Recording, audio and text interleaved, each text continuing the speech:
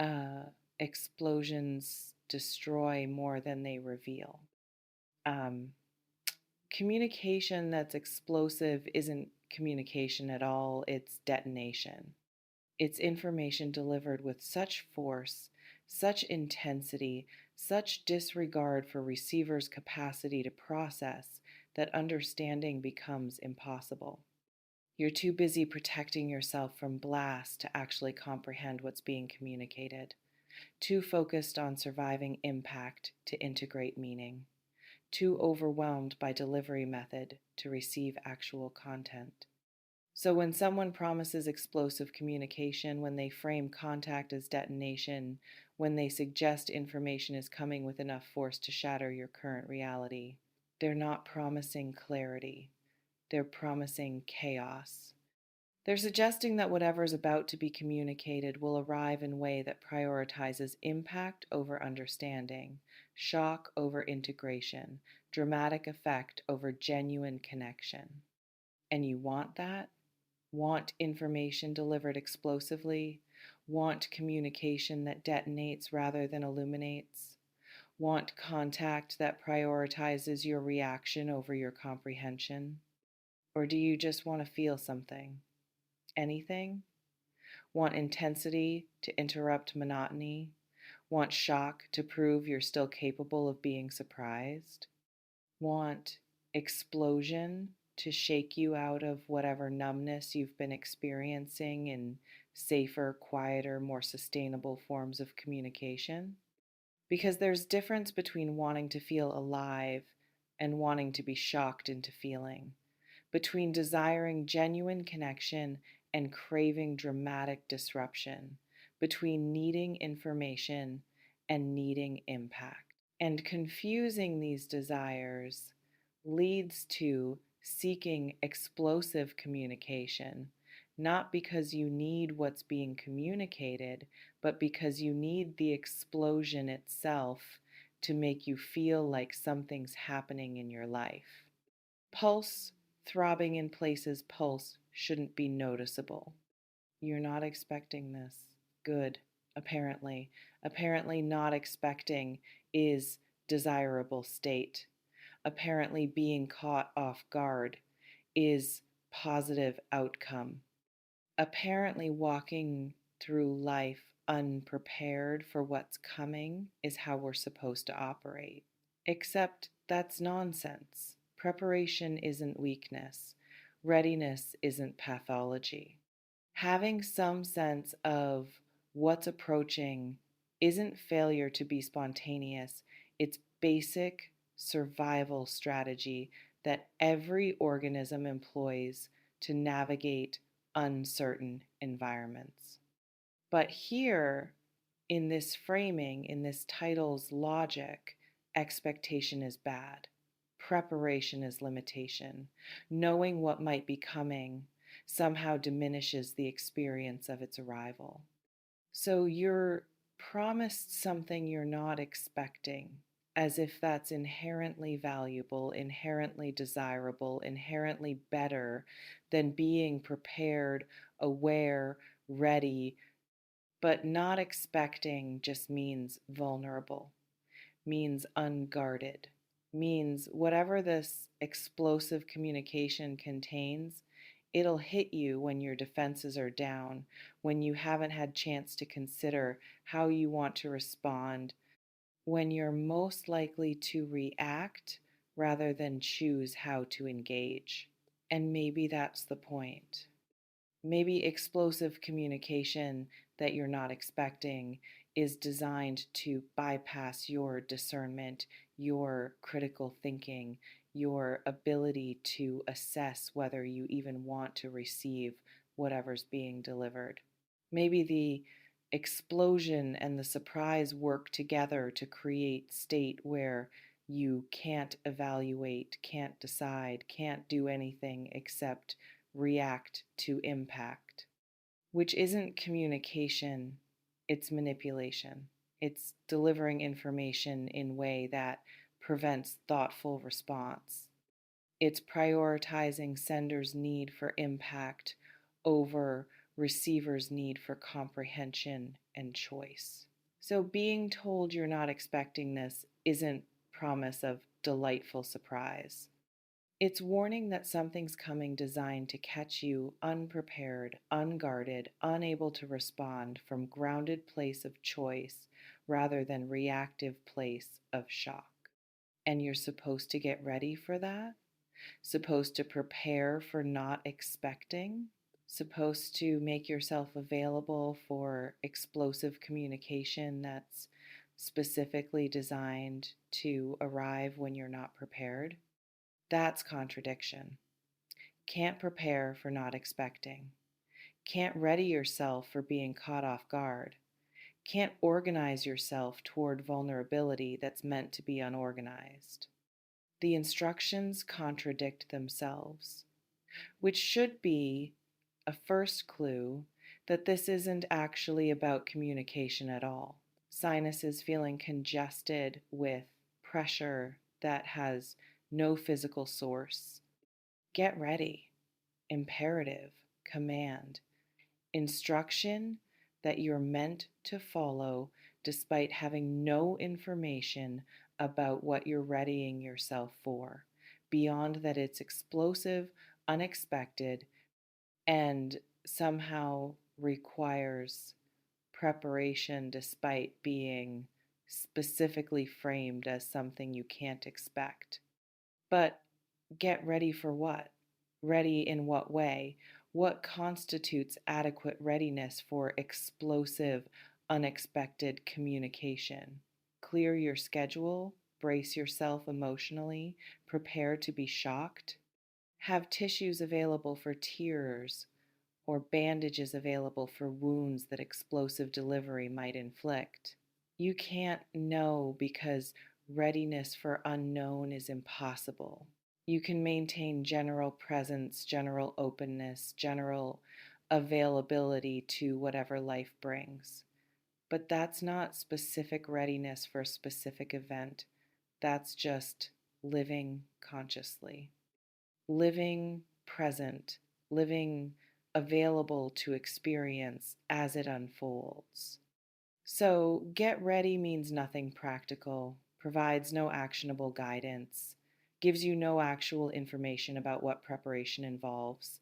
It's just activation language, just instruction designed to put you in state of heightened alert, of anxious anticipation, of waiting for something significant even though you have no idea what that something is.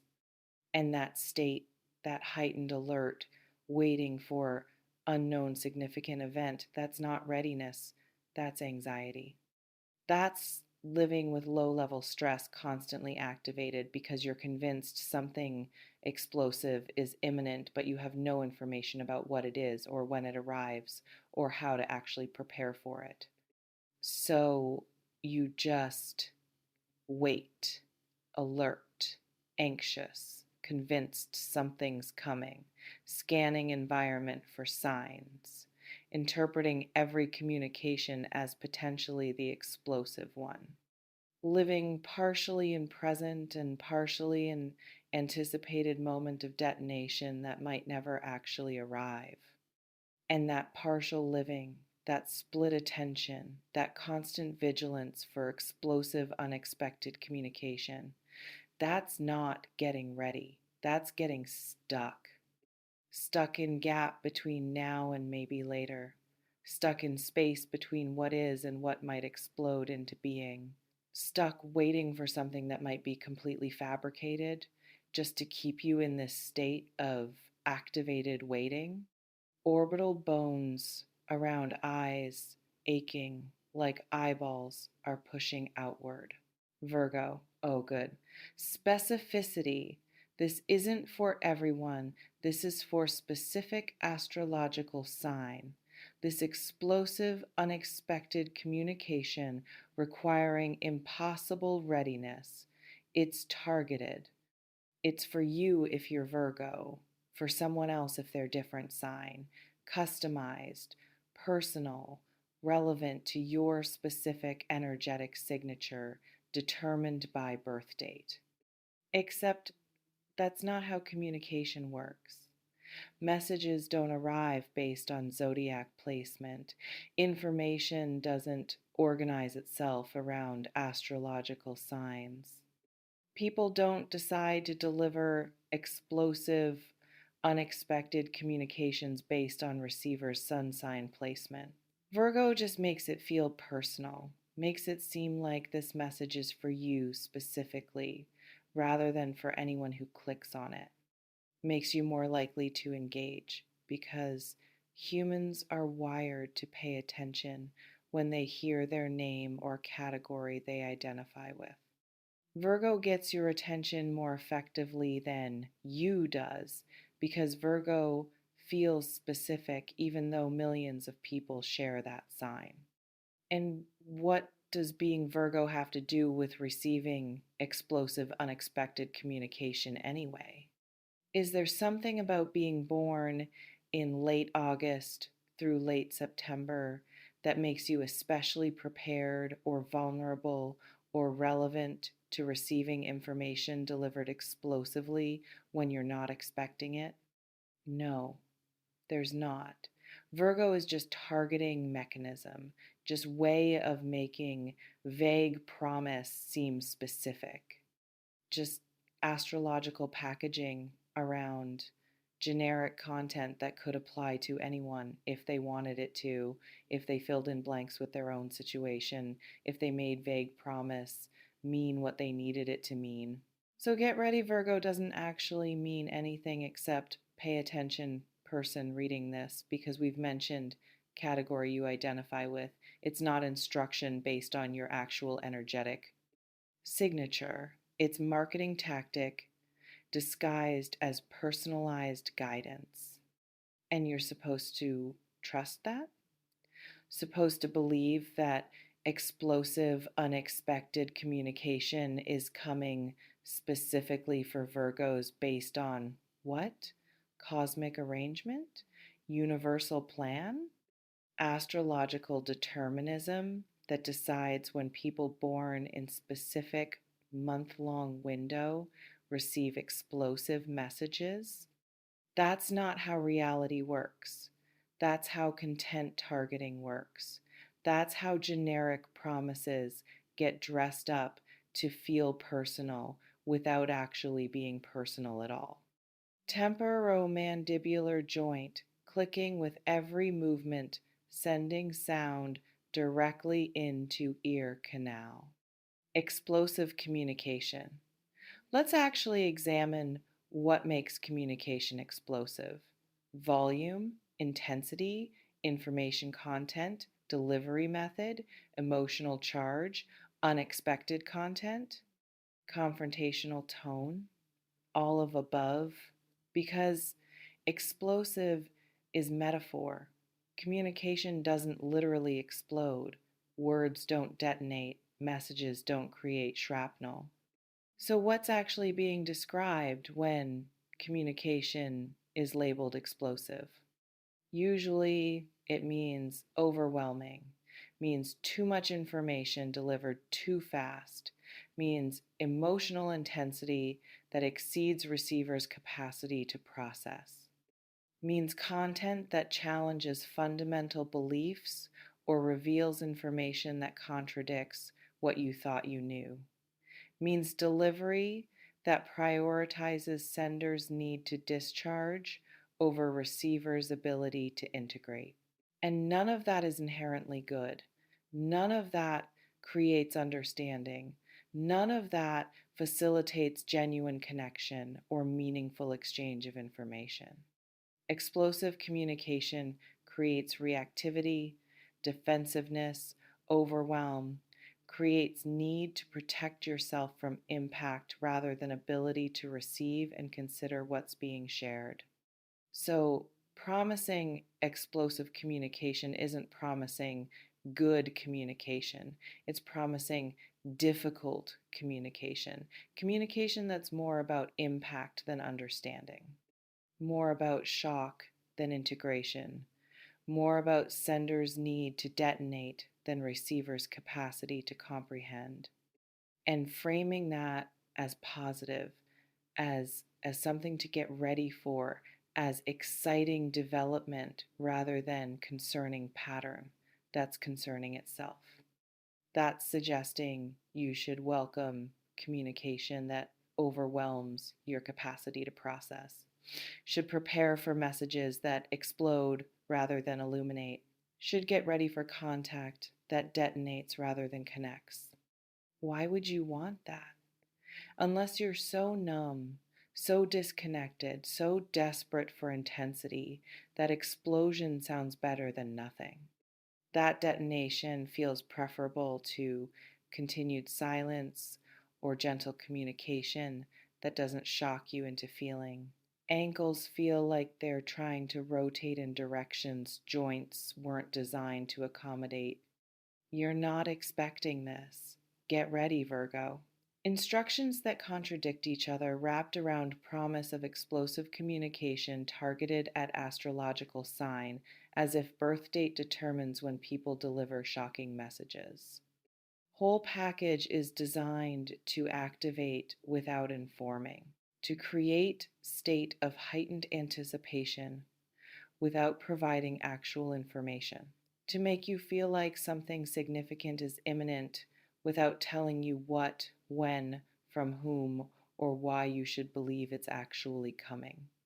And that's the model. That's how this content operates.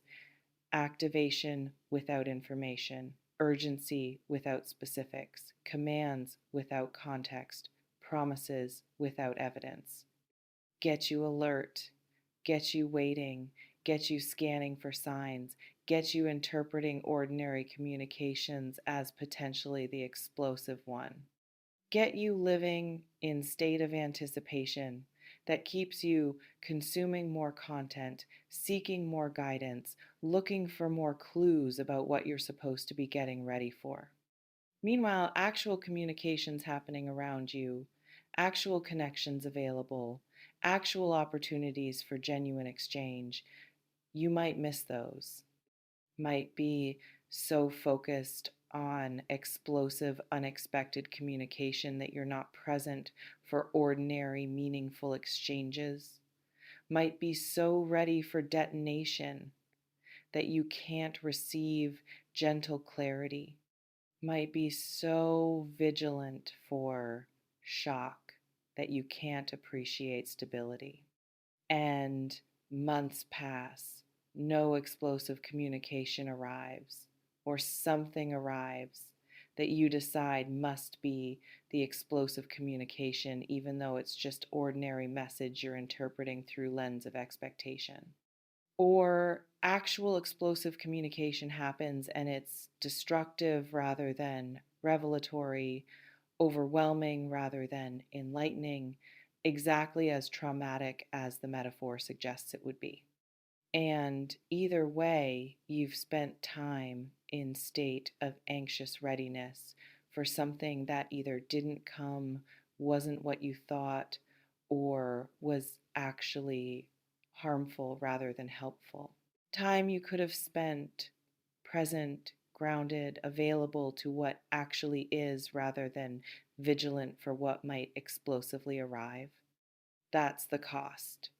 Not that content is lying necessarily, but that it keeps you living in wrong time frame, wrong state, wrong orientation. Keeps you future focused, anticipation activated, preparation obsessed when presence, groundedness, availability to now would actually serve you better. Sacrum feeling like it's trying to separate from pelvis in a way that's anatomically impossible but sensorially vivid.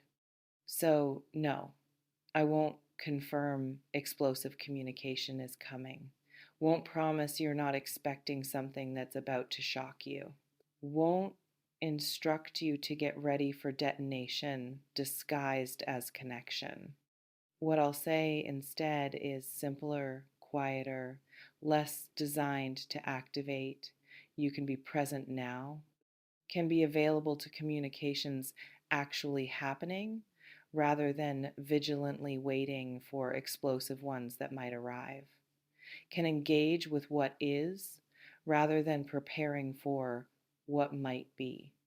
You can practice receiving communication, whatever its intensity, from grounded place rather than reactive place.